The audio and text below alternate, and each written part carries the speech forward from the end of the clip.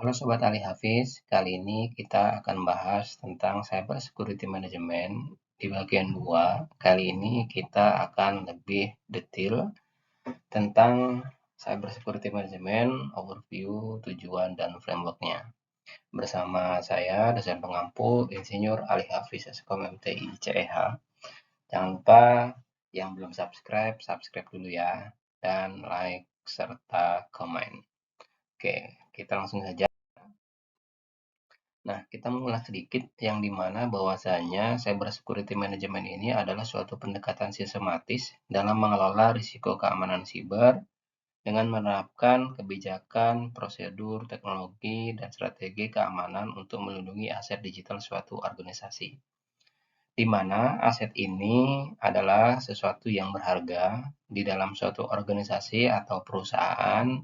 Jadi aset itu bisa berarti aset digital atau tangible atau intangible aset. Nah, di sini ya bisa berarti dia aset fisik, aset non fisik.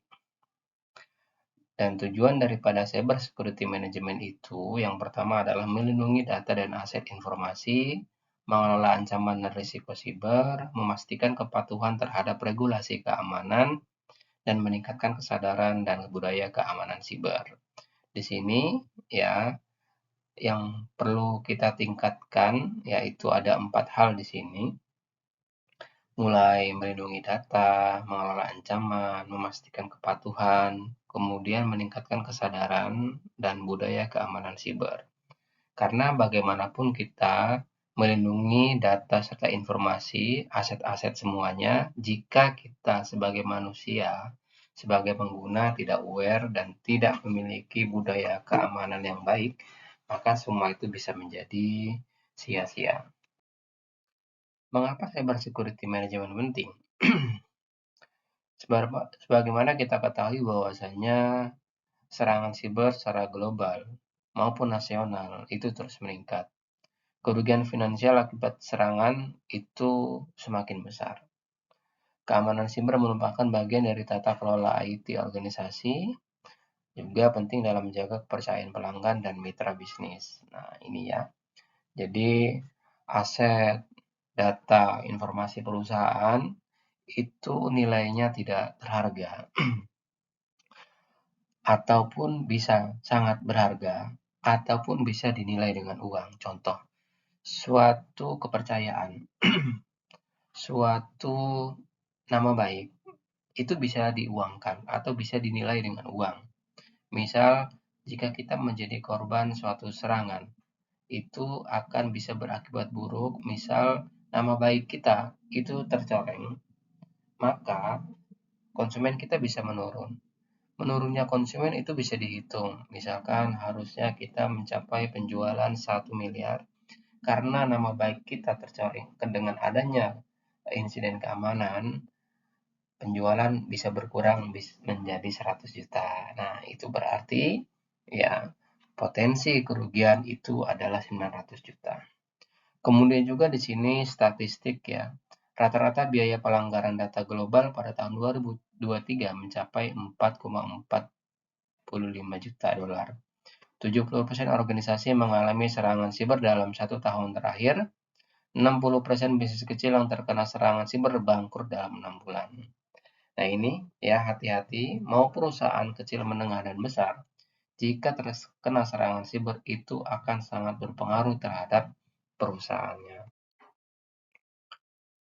Kemudian di sini kita mengenal framework dalam cyber security management. Yang pertama itu ada NIST, kedua ISO 27001, CIS, dan COBIT. Nah, ini framework-framework yang ada dalam cyber security management. Nah, framework ini untuk apa? Yang pertama adalah mengidentifikasi ancaman. Nah, ini melindungi sistem dan data, mendeteksi serangan lebih cepat, dan merespon memulihkan dari insiden. Nah, dengan menggunakan framework ini, kita bisa melakukan analisa, identifikasi, sehingga jika terjadi suatu insiden atau misalkan before after insiden, ya jika terjadi insiden berarti kita bisa pulih lebih cepat, seperti itu. Kemudian di sini adalah contoh kasus serangan siber, ya, jadi akibat dari manajemen keamanan yang buruk. Yang pertama itu tahun 2017 ada Equifax Data Breach, ya, kesalahan tidak melakukan patching terhadap celah keamanan yang diketahui. Nah, ini dampaknya adalah 140 juta data bocor. Nah, perusahaan rugi 1,4 miliar dolar. 1 miliar dolar itu 16 satu miliar 1 miliar dolar itu wah banyak banget ya. Kalau 1 juta dolar aja 16 miliar. Wow, luar biasa ya. Kemudian tahun 2020 serangan SolarWinds ya. Jadi kesalahannya adalah kurangnya pengawasan keamanan dalam rantai pasok perangkat lunak. Dampaknya adalah peretasan ke instansi pemerintah dan perusahaan Fortune. Lalu 2021 ransomware Colonial Pipeline, kesalahannya tidak ada autentikasi multifaktor pada akses sistem jaringan. Wow, perusahaan besar tidak melakukan multifaktor atau autentikasi faktor ya, 2FA atau multi FA. Dampaknya adalah gangguan besar terhadap infrastruktur energi di Amerika Serikat. Nah, ini ya. Jadi kita perlu aware ya, perlu menangani atau mengelola keamanan siber dengan baik. Jika tidak, maka kita akan menjadi korban dari kejahatan atau serangan siber. Itu tadi adalah kasus internasional ya. Bagaimana di Indonesia? Nah, di Indonesia ini ada serangan Bojorka ya. Kita uh, tahu viral kemarin ya. Nah, kurangnya proteksi keamanan publik, jadi sehingga data penduduk Indonesia bisa bocor di dark web. Kemudian 2021 itu kebocoran data BPJS ya. Ini penyimpanan dan enkripsi data yang buruk, jadi data 279 juta penduduk Indonesia bocor. Wow. Kemudian serangan ransomware di Bank Syariah Indonesia itu 2023 ya, sistem keamanan yang lemah dan kurangnya backup data.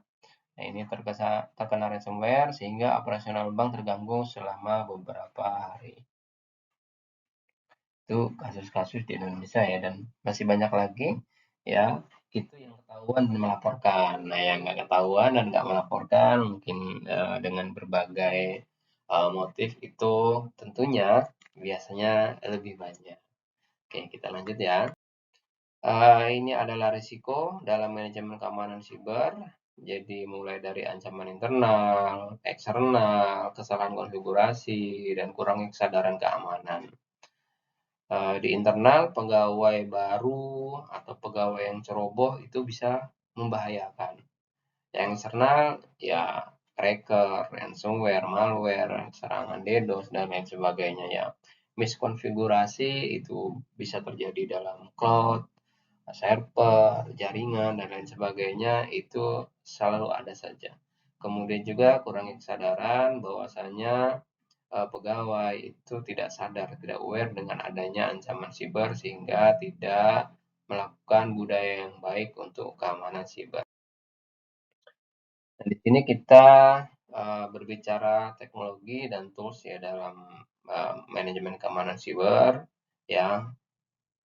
Jadi berbagai teknologi dan tool yang digunakan dalam manajemen keamanan siber, kemudian SIM, Security Information and Event Management, Kiradar, ABM, EDR, Endpoint Detection and Response, kemudian juga yang di endpoint itu Microsoft Defender, CrowdStrike, kemudian Password Manager, Bitwarden, LastPass. Ya, ini mestinya kita gunakan untuk memaksimalkan keamanan ya, untuk mitigasi daripada serangan-serangan yang mungkin bisa saja kita alami selaku kita pribadi ataupun organisasi. Nah, ini strategi manajemen keamanan siber ya, ada 5. Yang pertama identifikasi, lalu proteksi, deteksi, respon, dan pemulihan. Mengidentifikasi sebelum terjadinya serangan. Jadi mengklasifikasi aset digital yang perlu dilindungi ya, kita identifikasi serangan-serangan apa saja yang mungkin bisa muncul.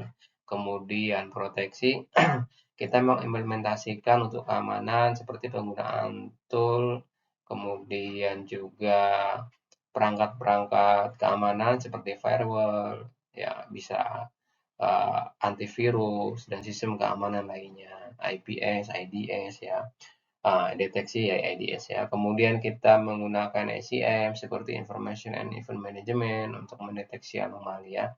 Kemudian respon ya, jadi di sini misalkan terjadi serangan, berapa lama respon yang bisa kita berikan untuk keadaan eh, yang berisiko tersebut ya. Jadi kita menerapkan prosedur tanggap darurat saat terjadi serangan. Apa yang perlu kita lakukan begitu terjadi serangan?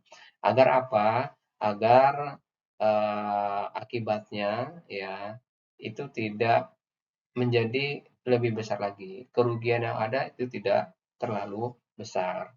Lalu pemulihan ya, seberapa cepat kita memulihkan data, misalkan sudah kita lakukan backup, ya seberapa cepat kita untuk memulihannya, ya misalkan datanya sekian tera. Nah, estimasi itu berapa lama untuk melakukan pemulihan atau recovery-nya. Di sini juga kita ada research recovery plan-nya. Di sini untuk comprehensive protection ya, jadi ada kita single sign on, multifaktor autentikasi, kemudian role based access control ya. Jadi ini perlu kita lakukan ya, agar apa? Ya, mencegah akses tidak sah, pengurangan risiko pencurian akun, meningkatkan kepatuhan terhadap regulasi keamanan, terutama role based access control ya, dengan memberikan akses minimal kepada setiap akun atau hanya memberikan akses berdasarkan peran. Nah, jadi ini benar-benar aware admin ya, bagian administrator ya, harus benar-benar memikirkan rule base ya yang diberikan kepada seseorang agar tidak ada penyalahgunaan akun.